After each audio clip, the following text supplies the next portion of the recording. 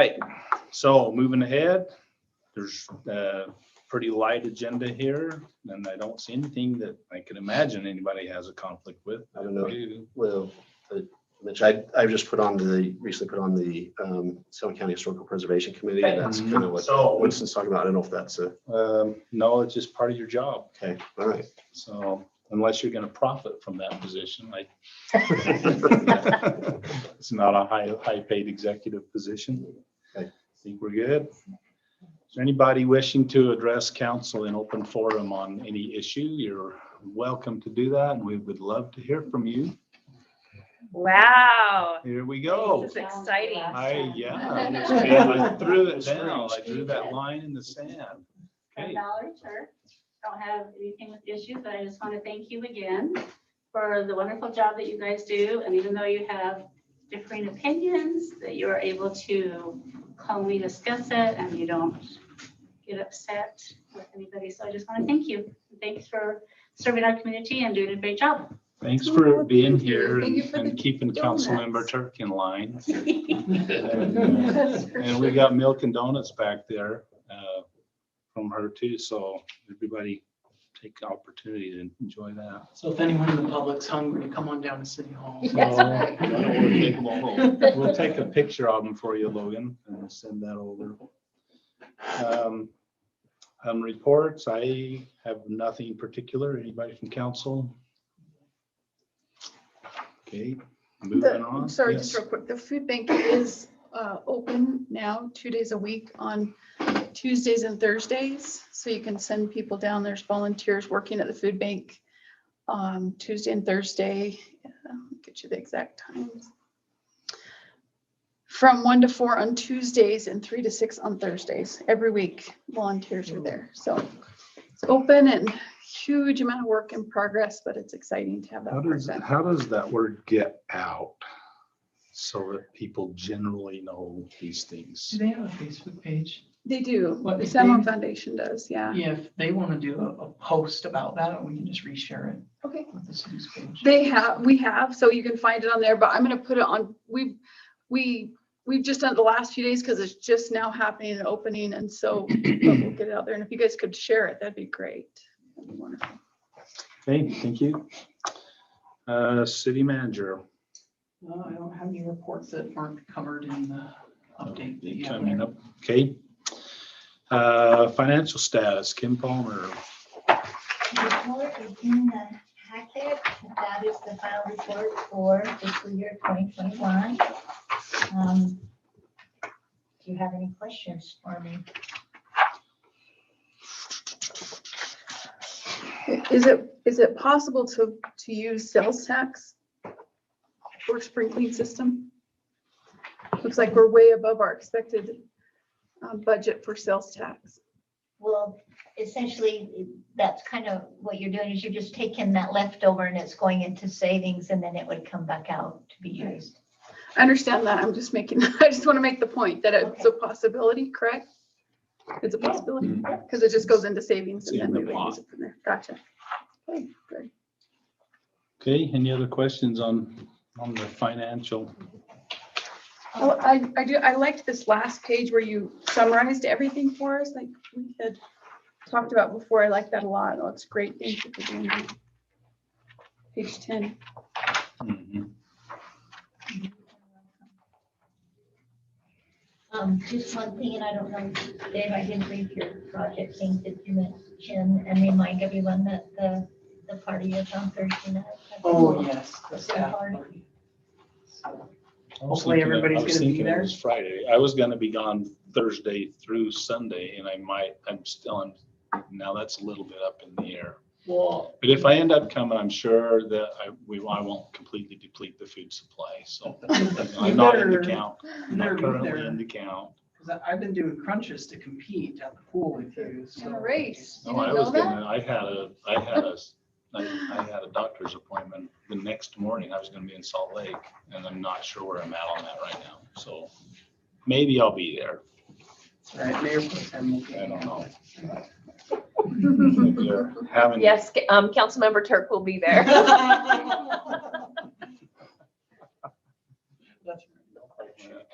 right. Sorry, I have like 2 more uses of that RAS for you. Okay. That's all good. Logan, you have food ordered for that, right? Oh, yes, sorry. Logan, did you hear that? Yes, yeah. So I got all the food in and I think we're good. I hope we're good. We'll find out on Thursday. Okay. One thing that Kim just reminded me of that we would just need consent from the council on is, because we have City Hall as a polling location, it's the same night as our city council meeting on the 10th. And so we would either need to cancel the meeting or just delay it until 8 o'clock when the polls are closed. Then we can begin our meeting, which is fine. And I think there is need to hold the meeting on the 10th, or was there? There may be, depending on what they decide tonight. So We would keep it very light. if, I'd say we better plan that, because then if there's required, we're already noticed and we're ready to roll. so my question then with that is, if there is need for business items to hold it, we can do that. Let's plan on it. Let's notice it. But if we find that there's no need, some of those business items actually are going to be delayed till the next meeting, would you want to cancel it Option for of the? delaying. Yep. I will not be here. I'm picking up my daughter from coming home from Brazil. Oh. So I- That's awesome. Wait, 2 more weeks. Sure. Yeah, she's been back. She's been there a while. That's So awesome. I will be gone for that meeting. So I'm not hearing anybody say, no, we absolutely want to make sure we have as many meetings as possible. Okay, so, oh, and I did just think of one thing. So with the situation with David Law's Grayson Storage disconnect, we're planning right now to have it on the planning commission meeting and on the meeting on the 27th, but we've got to get an updated plat from him. And so if we don't in that time, then it'll obviously push back to the following meeting, but he was working on it last I spoke to him. So we're still planning on the planning commission meeting, but if we can't get it before this planning commission meeting, it will be delayed until September to go through that process. Could they make a recommendation Without it. pending the correction, the yeah. updated plat? Yeah, that's So true. it could That's still true. get there. even We if would still there's need the a little updated- timing. We would need it. Yeah, right, Because we're gonna exactly. take action. So, but they could make a recommendation pending that. Sure, yeah, that's true. So we Yeah, can still that- keep it on track that way. Okay. Kellen, can you try and ensure there's a quorum there? Can you push that a little bit, just so that that can get done? Planning commission, yeah, There we're, usually is. There's just the one time we didn't have the. yeah, when I talked to Brett about emphasizing to them that we need quorum that night. for Are there some resolution. vacant spots though? Good, good. Well, there's one vacancy, but Oh, that's right, yeah, because you remember, but yeah. So we really had the problem doing that one night. Okay, moving on. Project status, Terry Ecker. Okay, Mayor, Council, project status report for July should be in your packet. Westwater, I actually received preliminary plans from ICPE today. I haven't looked at them yet. They came in. And so that project's moving along pretty good. Meadowlark subdivision, those guys are getting their concrete work done and everything, and then they'll have to finish road base and get pavement. So that project's coming along pretty well. It's not really a city project, but I thought it was worth kind of having updates on our status report. The risk and resilience assessment certification, that was finished and certified before the end of June, as was required. So that'll drop off the list. Drinking water emergency response plan. It's kind of one of the outputs they want to come out of the risk and resilience assessment. I thought the risk and resilience assessment would take a lot of work, and it really wasn't too bad. And I got into the emergency response plan, and that's gonna be a little more work than I anticipated, but we have till the end of the calendar year to finish that. Street maintenance project, that's just on the radar. We need to get some time set aside and get moving on that. And then a couple new ones I've added to the list, the water master plan update, we budgeted for that. So we'll be looking to get a scope of work defined, and we'll need to do that before we can do any consultant selection and move forward with that project. And David and I are working on that scope of work. Natural gas master plan, that's the same as the water, we need to get a scope of work. The big difference on that one really is the way we budgeted that project is the rate study / master plan combined. And really that will most likely be different consultants helping us with that work. And so we'll need to get the rate study, the cost for that nailed down, and make sure that we set our scope of work for the master plan on natural gas such that it meets our budget too. So just one little caveat there, we'll have to do a little bit of work before we can really get going on the master plan for natural gas. Are there any questions on the public works project status I'd report? like to ask a question about Meadowlark. On which one? On Meadowlark subdivision, are they actually going to start building homes or are they just in the infrastructure? So I'm not 100% up to speed on that, but I've actually talked to him. okay, go ahead, Dave. So he told me his intent was really to have others build their homes. They'll build a home for them if they want them to, but they're not planning on having like model homes that they then build out. So there is the chance that someone may buy a lot and it sits there for 10 years. Because his intent is for people to buy the lots. So they're just stubbing in everything and doing Yeah. cement work. I do believe that on the little townhomes, that they do plan to construct those That themselves. is correct. So they'll be doing some of the, but yeah, they're happy to sell lots just to any builder or a homeowner and let them select their own builder. Thank you. My understanding. Other questions? So I have a question because we've finally had our awesome monsoons that are so happy. We did all of that stormwater work, but it feels like we're still having issues in those spots that we, Are we? I've been out of town, so I haven't had a chance to go over there whenever it rains. like Center Street still had this massive puddle. The puddle in front of the post office isn't as bad as it used to be. And I don't think it's as bad at patio, but out on the highway, it was still, By the motel on the highway, Yes. it was a big one. yes. Yeah, there's a lot of debris in the curb. Is I would that what guess that impacts that? Yeah, I would guess that what the work we did works fine, but you fill up the grate with leaves and then the pipes. Yeah, That was it. my guys don't typically clean the grates on state highway. But I will say that I did see Chas out at that location checking it, so. They do. UDOT, for whatever reason, their maintenance crew doesn't feel a lot of responsibility to take care of those grates either, so. I can probably follow up with that a little bit, see if we can get them a little more excited about it, but Okay, technically, they're not ours to clean, in my opinion. They may feel otherwise, but they always say we maintain to the back of the curb and those things go right to that point, but not beyond it, Nice. so I don't. But I would like to see it every time it's raining. I've been out of town, other than last night in the dark and I. you weren't gonna go driving out in the dark? Weird. Other questions? Terry? Okay, that's my report. Thank you. Thank you. Okay, San Juan Historic Preservation Commission. As I mentioned earlier, I was recently put on that commission, and one of the topics that was brought up in the meeting we had last week was the Swallow's Nest, which is the stone structure behind the park there that Albert Lyman did a lot of his work in there, and it's got some problems. And if it's all right, I'll have Winston Hurst kind of go over with us and tell us what's going on and what maybe needs to be done. Let's hear it. Winston, man of wisdom. I'll make it very short and not very sweet, probably. Not very wise. The Swallow's Nest, as you all probably know, it's on the National Register of Historic Places. It's a cool little, wonderful little piece of jewel connected to a huge amount of the recorded history in this county, thanks to Albert R. Lyman.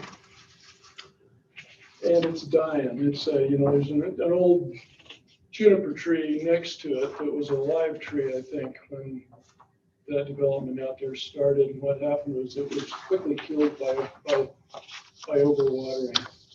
And the reason for it is that a number of the efforts that were made with the best of intentions to preserve that old structure, like I've seen this happen so many times in archaeological preservation efforts, the efforts to preserve end up creating more problems than they solve. And that's definitely the case with the Swallow's Nest. And the reason is that the way it's set in there, the way the watering system works, the way the runoff, the way the ground is contoured, water funnels down, percolates down below, pools in there where the old cabin is and keeps the floor wet almost all the time when there's any water in the world. For quite a while there, it was nicely dry this year, but now it's damp again. The floor inside that house is rotted away because it's been wet since that was configured out there the way it is. The moisture is dissolving the sandstone at the bottom of the walls. And the walls are and it's basically losing its foundation. Now, last year, some friends of mine, I think, correct me if I'm wrong, the Woods Canyon Archaeological guys, they came in as a pro bono thing, right? Right, it was a free, they were interested in it. Yeah, they recognized some issues with it, and they came in, somebody did an assessment on it, made some recommendations about how to deal with moisture right there at the cabin, put in a drain it out in a way that would help to dry that out. And then some folks from the state history came down and took another look at it, pretty much came up with similar conclusions and left some recommendations about what to do. I excavated my desk a few weeks ago, discovered there's wood under all that paper. And one of the things at the bottom that I found was this old dialogue from back then. And so we were about to have a meeting of the Historical Commission, and I decided to bring this up and get the commission engaged in trying to bring attention to bear and help figure out some solutions to that issue. I went out and took a good hard look at it, and I realized that the recommendations that were made by these historic architects were good as far as they went, but they only dealt with part of the problem. They dealt with trying to get water away from the structure after it's there. If you turn around and look up slope toward the visitor center, there's a big swath of grass up there that runs up to those conifer trees on the south side of the parking lot. The eastern, about the eastern, I'd say 50 to 100 feet, 50 feet probably of that is contoured in such a way that every time the sprinkler system comes on, water runs into the cabin. And so I think there's a need to take a look at that, consider taking that wet eastern 50 feet or so, terminating the sprinkler system upslope away, and getting rid of the watering on that lower part of the lawn, which drains right into the wrong spot, turn it into a natural more of a natural landscape. And if measures could be taken to fix those two things, I think we can probably save what's left of that old cabin. And so my role here is just to sort of bring focus back to attention on this, and to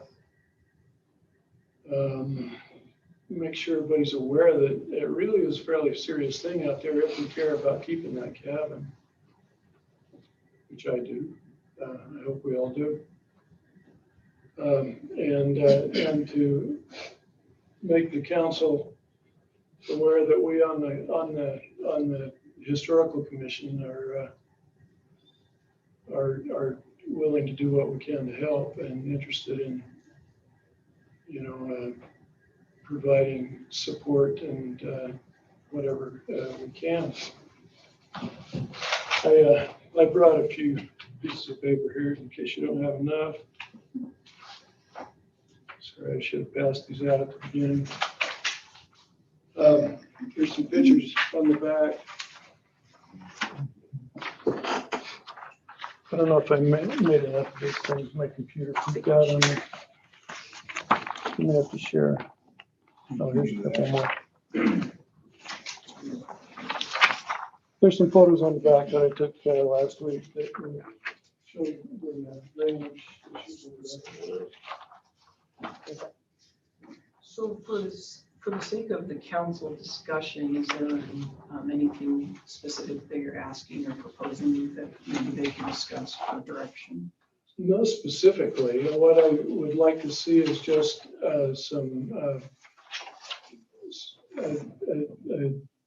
some concern, acknowledgement of that it's a concern. And I'm not sure where we need to go from here. I would probably bring in folks from the Division of State History.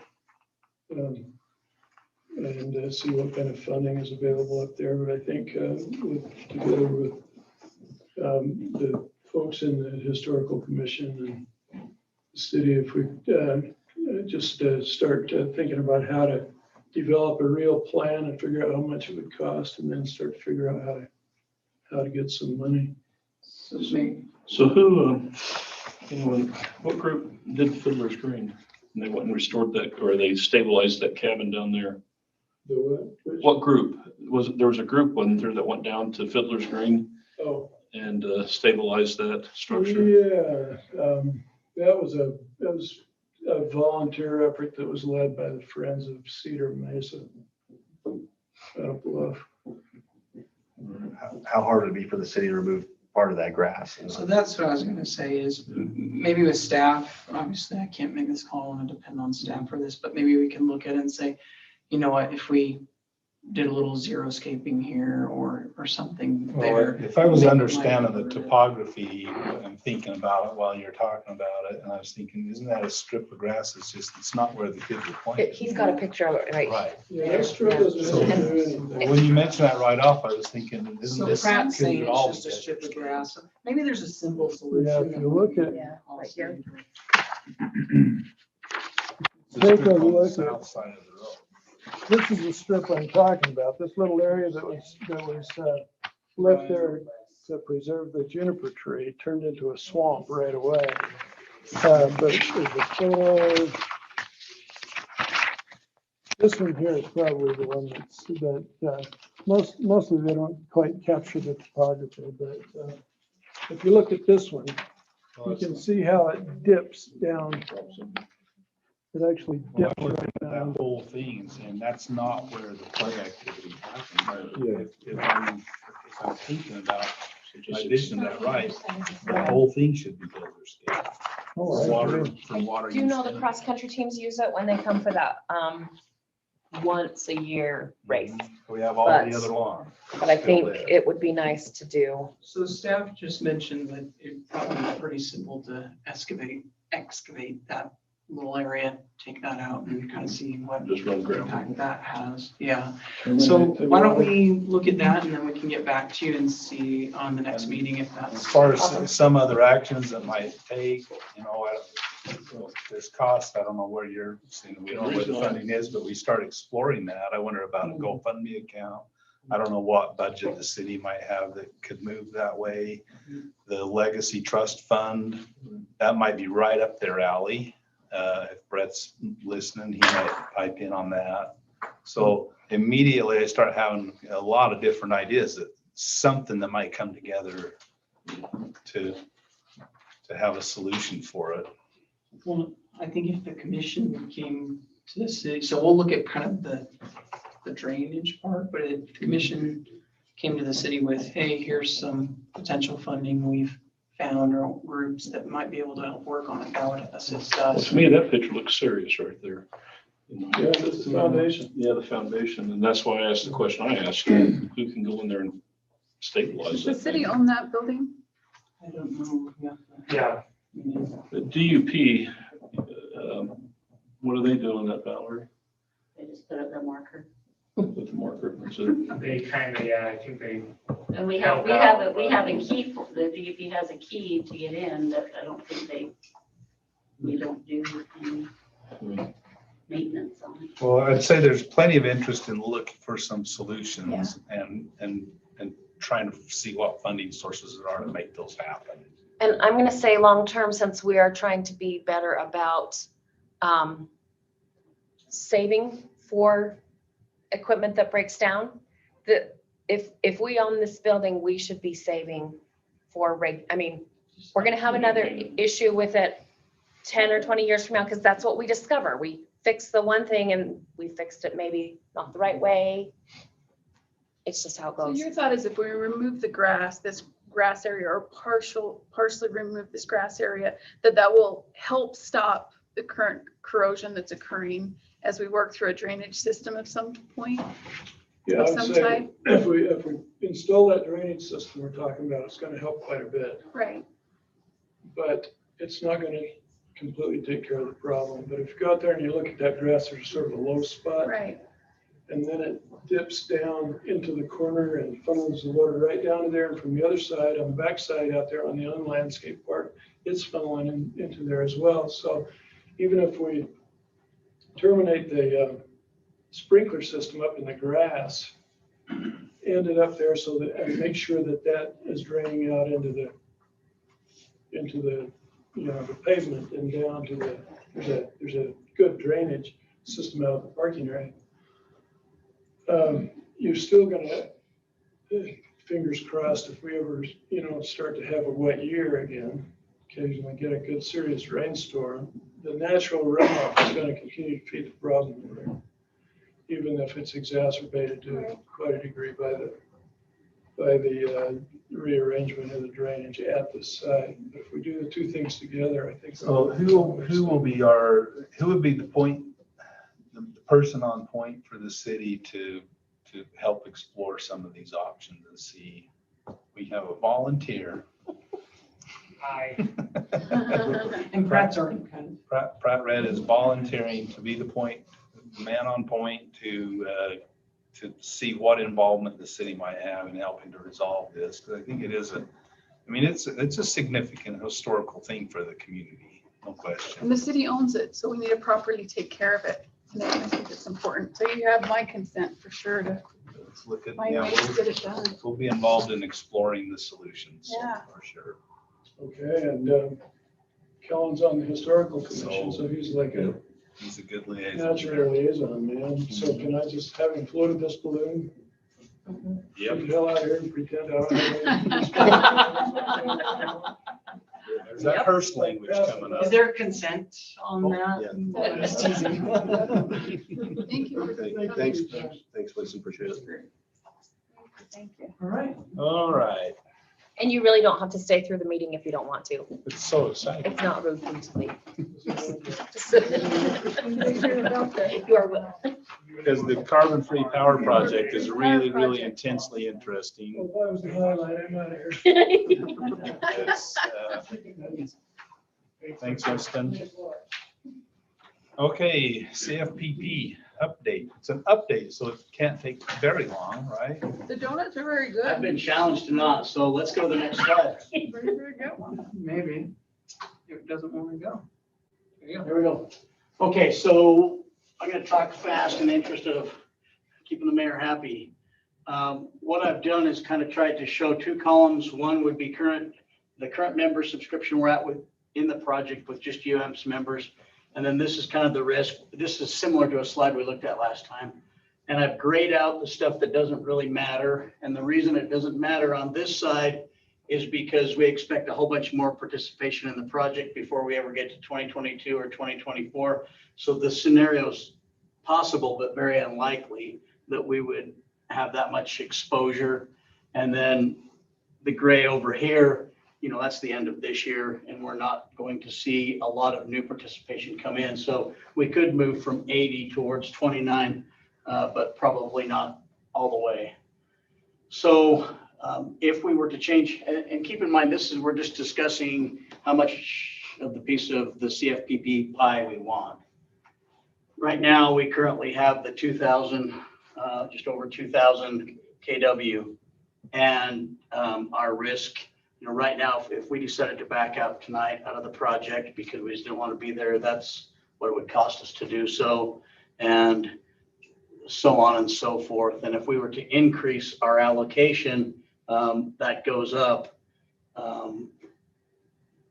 quite a bit. And that's just based on where we're at in the project. Let's go to the next slide. There's questions, we always come back. So I updated these charts, and what we're showing, we've got the still solar that we'll have come online. We've got Horse Butte 2, which is still in the study phase, but likely to happen. Horse Butte, we actually get power from that right now. Same with Colorado River Storage Project. Muddy Creek is a project that we have under development. And then, of course, you don't see anything for San Juan because that's going to be gone. And then the CFPP. So we've got a slide to, you know, we're in for about 2,000, but you never quite get all the power because the plant's not ever running all the time. And, you know, Horse Butte wind capacity factor is about 37%, and CFPP, they expect to be about 95. So we'll get most of it. So this is where we're at. Let's go to the next one, Dave. Well, while you're on that one, Yeah, that Colorado River Storage, it could very realistically disappear by October. Yeah, maybe right. Okay. That's a whole nother discussion. Yeah, it's scary. So right now, really the red, that's the stuff that's the areas where we're exposed to expensive power. Today, power was bought on the market for, well, every chunk they bought was over $200 a kilowatt hour. So, you know, we average around 57. You know, in March, we were buying power at 27, 30 bucks a kilowatt hour, you know. It looks worse in the winter because we have a bigger shortage, but because most power entities are peaking in the summer, really this actually doesn't cost as much as this. So let's go to the next slide, Dave. Keep going at Dave. So same thing, only we're showing a 2,500 kilowatt hour. And you can see we're kind of filling up some of that demand. So we go back one just real quick so I can look at the two. Yep, one more. Go Dave. back one more. Okay. Okay, now go. Okay. Okay, and then let's just for fun, okay, so we'd have a little more surplus that we'd be selling, but we're really bringing this down, and that one, the shortage. So let's go to 3. This is if we were to get 3, and you can see, I mean, we're way overbought in some of these areas. And then we're pretty close in most places. So let's go to that next slide that shows shortage and surplus. And we almost eliminate our shortages there. This is factoring in growth too? No, No growth? no growth. So yeah, that's a good point. We're gonna get to that. So the overages would be even. Right. Yeah. So let's go one more. Yeah. So Dave had me throw this one in. This kind of shows where we're at about now. We've got 25% is San Juan in the coal plant down in Farmington, and that will be done next June. And so that goes away. And we're currently buying, if you combine the pool and the PX, 60% of all our power's on the market, and we're going to add another 25%. So we don't love where we're at. And this was just my wild best guess at where we might be in 2040. And so you'd have the Horse Butte 2, you'd have CFPP would be a big chunk, Still Solar's online, Muddy Creek. And then I just put the pool and PX together, and that'd be about 10%. The reason why I wanted him to show this comparison, because he had just the one on the right originally. Because remember last time we discussed a diversified portfolio and we didn't want too high of a percentage coming from one source. Well, right now we're already in that case. Next year we'll have 85% coming from one source and the open market. The worst pool. So this still puts us in a much better position at 2.5 if you go to his original slide right here. Oh no, wait, I'm thinking of the other one. We haven't got to. Yeah, sorry, I'm jumping the gun on you, so I won't. That's okay. But on the next slide, it'll kind of show the difference in percentages. Okay, let's go to the next slide. All right, so Councilmember Bowers asked about growth.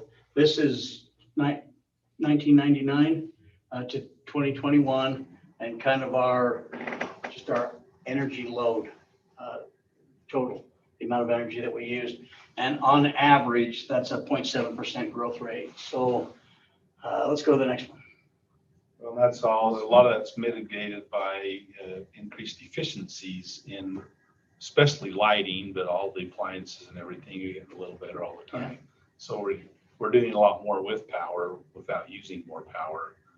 But you get to a point of diminishing return, you know, like, can we really make lights that much more effective than LEDs? Yeah, so there's a Not lot in of our things that lifetime, affect it. probably. Hot summer, a really cold winter Mhm. could affect our usage, and that's why it's not, just an even linear type of growth. The interesting thing is the average is very similar to our population growth. State throws around numbers like 0.62%, and we've grown 0.7% in energy usage. So I thought that was pretty interesting. So I tried to do just some averages that would help us understand where we might be based on participation in the CFPP. So our forecasted average for this year that we're in right now, April of 2021 through March of 2022, is just, almost 3,200 kilowatt hours. So out of that usage, right, in today's usage, if we participated where we're at in the CFPP, we'd be at 57%. If we participated at 2,500, we'd be at 71% of our current. Of course, that's not realistic because that project won't even be online until 2030, wholly online. And then at 3,000, it would be at 85%, which is the total right now we're looking at with PX, Pool, and San Juan. And that feels maybe pretty high. And so I projected this load based on the 0.7% growth rate. And so 2030, we're looking at a load of 3,400. And so that would drop us down where we're at now to 53%, and 2,500 at 60. And I'll go through this kind of quick. I went to 2040. I was just kind of taking it out 20 years. And that puts us right at 50 at the allocation we're at now, or 62 if we went to 2,500. And then the life cycle on the CFPP is 40 years on any nuclear project. And then with approval of the NRC, you could go to 60. So I just picked in the middle, which actually really isn't realistic because you'd either do 40 or 60 likely, but I picked in the middle. That takes us to year 2080 and did the growth, which is probably not very realistic to say that the growth is going to be the same from 1999 to 2080. Probably there's going to be something different. We're going to either grow fast somewhere in there or grow even slower, who knows. But doing that at 3,000 would be still at 60%. And then all of a sudden that thing goes offline, and so we'd have to replace 60% of our resource. Would kind of be in the same spot we're in now. We maybe don't want to kick the can down the road. And so at where we're at, we'd be at 40%. And if we went to 2,500, we'd be at 50. Of course, that's a pretty wild guess based on the growth rate. Okay, so is this problem that we're having kind of similar to utilities all over because of the disappearance of coal and everything that's going on? I mean, we're looking at, we're either going to be all on the pool, which is volatile and dangerous, or we're going to be heavy into one project. Yeah. And, so all our eggs are in that basket, and that basket's not guaranteed even to produce anything right now. So if it fails to come to fruition, Well, then we got nothing. we were talking today about that because of the diversification. So yes, these are predictions based on if these are the only projects we had for the oncoming years. But one of the things that we as staff would be doing is looking for additional projects to continue to diversify the portfolio and lower that percentage and too many eggs in one basket, so to speak. Well, there's a lot of big companies and really smart people that are trying to figure out how to deliver power. So hopefully there's going to be more out there. We're looking at this with our forward-thinking lenses from what we know today. And this is the key, is we don't know what we don't know. What other thing is gonna come along that's gonna help us make a better mix? We don't know. No, we're in about everything that's coming. I mean, we didn't get in the Red Mesa solar project because we were already in the Still solar, and we felt like that was probably enough solar load for a community our size and a load our size. So, yeah, it's kind of back to the crystal ball. You ask about other cities, you know, some cities are looking for more resource like we are in pretty big chunks. I know Hurricane's looking at doubling from 10 megawatts in CFPP to 20 right now. And so they're looking at making a substantial change. I think others are considering the same thing. And people are all over the board. Parowan, I talked with their UAMPS rep a little bit, and they've been long on, I can't remember which coal plant, either Hunter or IPP, you know, and they've had more resource than they need for lots and lots of years. And it's worked fine for them. They've been able to sell that extra power and everything. So it's not necessarily the worst to get too much of any one resource, but. So my non-engineering gut instinct on it is that we go for 2,500. That's what Dave and Kim and I are recommending. We think a little bit more maybe than where we're at right now would be good. Certainly 3,000 feels like too much, you know. And if we go back to the money slide, where's that one at? One thing that Terry and I discussed that maybe doesn't make any sense, but if you look at the price of gasoline and fuel right now, how many people are that travel a lot are gonna swap out that gasoline powered vehicle for an electric powered vehicle? We talked about how that may increase and we may need that extra power. California's mandating, I think, year 2030 or something, only electric vehicles to be sold in their state. And so we expect, you know, demand for power to increase significantly, and which is going to drive up prices. And then when we're getting rid of all of our, you know, Yeah, we want carbon everything power. around electricity, but we don't want to generate any. It's a really interesting conundrum that we have. It really is. It is. So I think, So this number right here, 2024 on the project, just looking at that financially, that's a substantial sum of money. If something were to go catastrophic on us and we had to pay for that, and just to put that number into perspective, that's about 10% of what our total electrical fund savings are right now. So we have about 3.7 million. And so that risk is about 10% of what we have. And I believe that is worth taking that risk to ensure that our customers have power at a reasonable cost. You know, if we can move this project through at $58 a megawatt hour, we really need to get it done. So That was really helpful, what Yeah, you that was just said. great. so I think we're just looking, are you comfortable with Terry's recommendation at 2,500? So that because we would have to, Terry, maybe you can explain it better, bring back a resolution to make some So adjustments. the next step, UAMPS would like us to make that change by resolution before August 13th, which would I be thought our we had meeting. already given you permission. So you have given me permission to go up to 3,500 kilowatt, but not to exceed 2%. And since no one else has joined the project contractually, they've given notices of intent.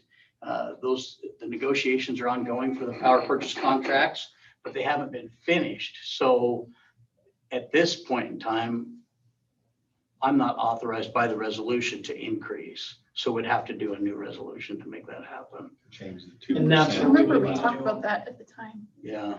Terry, That the other 2%. thing you were going to mention was that we can go down.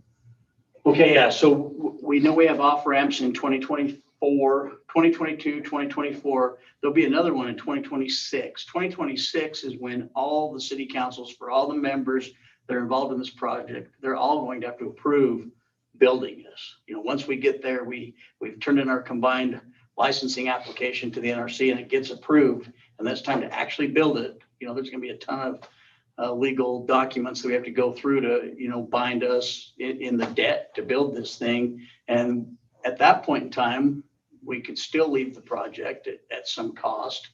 Or the one thing we could do though is probably reduce the amount of power we wanted. I mean, if whatever happens, the asteroid hits down here at Shertel or something and Blanding's economy struggling pretty hard, we could probably reduce that if it's looking like we're not going to grow and we haven't seen any growth. I mean, I don't know in what situation that would even be real, but that is still an option. If we move up to 2,500 now and then want to be sometime between now and 2026 to reduce that back to 2, that would be an option. What we won't be able to do is get to 2026 and say, dang, I wish we had 2,500 kW and it's all subscribed, because there just won't be anything available. And so.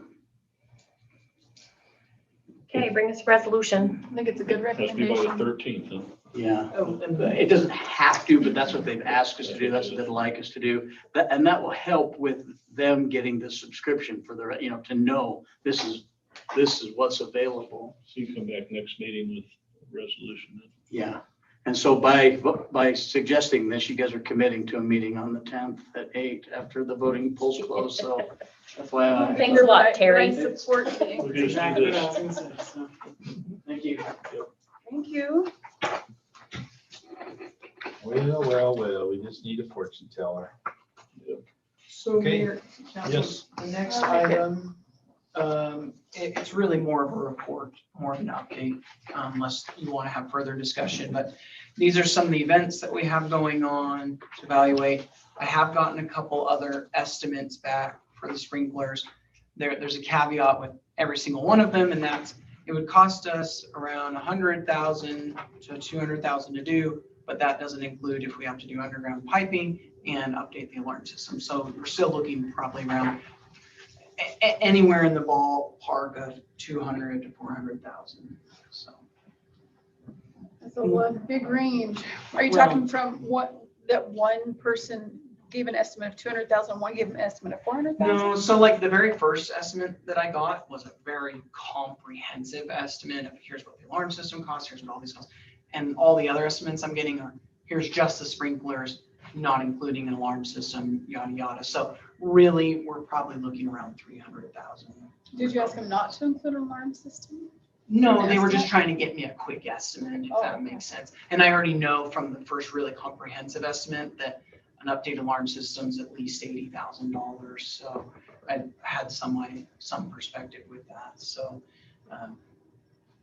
anyways, I guess the question is, Is the fire marshal, I'm sorry, did the fire marshal say we needed a new alarm system? he said He that did, it right? We likely talked about would that. require it. He said he hasn't gone, because he hasn't come and looked at it himself, but he said it's probably probable that it would need a new alarm system with it. So we're moving forward because this impacted some of the other stuff and we can't really dive into the other stuff, but we are moving forward with the Pavilion. thank you, pavilion and shade structure, and gratefully, we've discovered that we don't have to go through an RFP process because the state contract we can utilize, which will help speed things up, which had good pricing. So that's a bit of a relief staff-wise because will be easier to manage. So I guess I don't know what I'm thinking. And this is, I guess, why I put it on the discussion is. I would recommend we still move forward based on the consent and the direction you gave last time is let's move forward with these other 2 projects, see where we're at with those, and then move forward and decide what we want to do with the sprinklers. I've met with the school. We're going to meet with the school again to kind of go update our contract. So that's the question that I had. Sorry, I'm talking. No, over go you. ahead. Yes. A lot of these things are school type things, like the end of year school parties. And we're not charging anything for those things that are actually extremely staff time intensive and Yeah. building intensive, because they use the entire facility when they come, which is great. I'm not saying that's a bad thing, but that definitely needs to factor into that discussion. There was a time that we heavily used the school district's properties because we didn't have that. And so junior jazz would completely destroy the high school floor, and then the school district got to replace the floor every year, you know? And so there were years where that agreement was way more in our favor than it was for theirs, but it feels like for a number of years, the agreement has been, The tables have turned a little bit, Yes. yeah. So so we need to make it better, like more mutually beneficial. And I don't know, that's good luck actually, with that. that's actually what we talked about. Irregardless of the sprinkler situation, one of the things that we talked about is it'd probably be smart to just have in the contract a broad reference of a couple things. One, availability to use each other's facilities upon need. And right now, the contract says to meet at the beginning of each calendar year.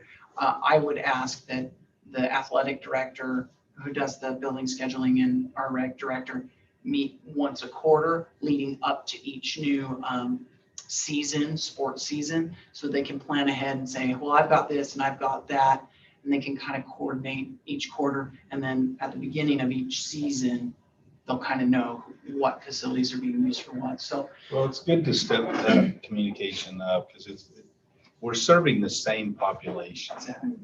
And we're both entities that are run mostly, I mean, these kinds of functions, this is tax dollars. You know, a lot of what Landing City does is the enterprises, but these are tax dollars. Theirs are tax dollars. We're serving the same people. We should be on the same team. Make the best use of the facilities that we have in the community. Maximize, yeah, Maximize the collective facilities to the best use for the community. So the superintendent had me meet with Tyrell, who's his new business operations. Yeah. So, but what we're gonna do next is we're gonna bring in the rec director, our rec director, and then the athletic director and the two principals. I was gonna say Tyrell's brand new to the position. Yeah. I know. Before we go in there, and negotiate a contract Yeah, with there you Taylor's. go. Oh, I need to turn on the share on this. So, Officially, that was tongue in cheek. yeah. Yes, officially that was a joke. So, Wink, wink. so that's kind of an update of where we're at. I really think this contract with the school, irregardless of the sprinklers, will help alleviate some of the stress. But it's good to know where the impacts are coming from, Exactly. because it all plays into that whole discussion of how do we massage this and what is the solution? Like, it's good information. A lot of these are city events, though. Mhm. They really are, and it looks like we do need to make a plan to probably move forward with the sprinkling system at some point, but Right. we have some time. Maybe we'll see what that sales tax does. So there were no business items for need of approval, but there is a very brief closed session item that the city attorney and I just need to bring to your attention. And we I can had a address. closed session item as well. Okay. I make a motion that we adjourn and go to closed session. Perkins and Nelson, all in favor? I Probably not. Aye.